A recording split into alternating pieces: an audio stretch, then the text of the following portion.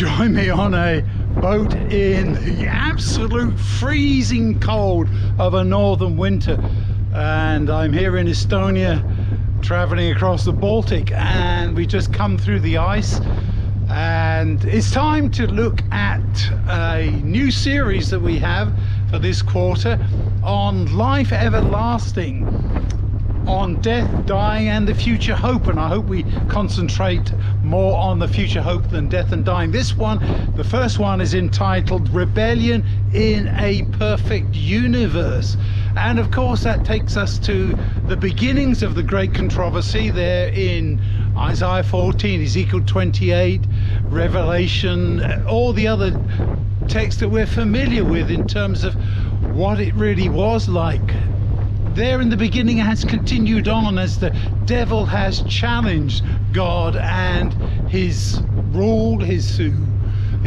way of doing things, his principles of the universe. And so as we look at this quarter, I do hope that you'll consider what this is all about as we look through, because this is what really is important in terms of our life here and the meaning. Why do we have even a situation like this where it's so tremendously cold that it's absolutely freezing me and the camera equipment?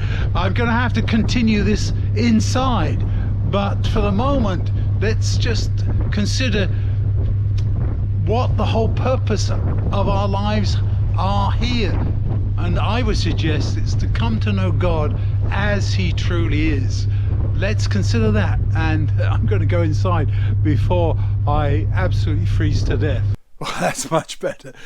Inside, out of the cold, and I don't even know whether I was making too much sense, but as I said, we're looking at number one in this new series as we think of rebellion and perfect universe, and looking at the beginnings there. I've got some quotes here in the notes for this time I think are kind of important, because as we consider our situation here, we ask ourselves, why do we live in this evil world when God is a good God?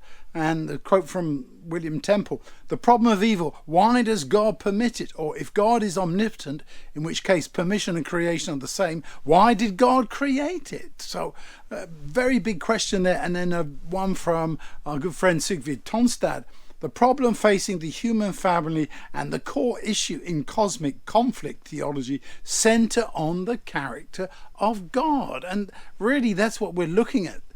Why was there a rebellion in God's universe? Why did it all go wrong? Why did Lucifer make those charges against the... Why did he start thinking that way in the first place, when God was always a good, merciful, kind, loving Heavenly Father?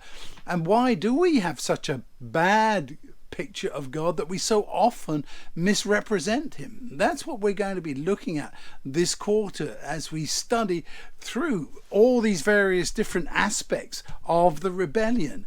Some good quotes from the material, the biblical summary: those who don't love don't know God. God is love. That's the principle of God's universe. And of course the problem, if I could put it that way, with love is that love cannot be commanded. You cannot enforce love. You cannot make love a requirement. It is there which is as something which is given.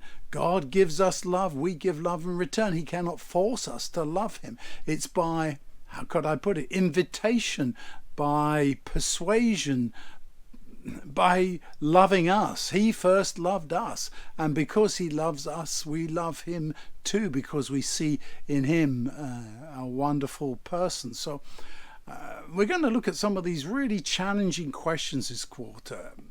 So this week, ask yourself, why was there a rebellion? Did the devil have any reason to complain? Why did he start thinking this way? Why didn't God remove that problem right at the beginning? Does that say something also about the nature and character of God, that he allowed this to happen because he believes in freedom? Freedom is the highest principle of God's universe, because love demands, if I could put it that way, that everybody has the freedom to choose. So let's think about these things as we look at this very interesting quarter together.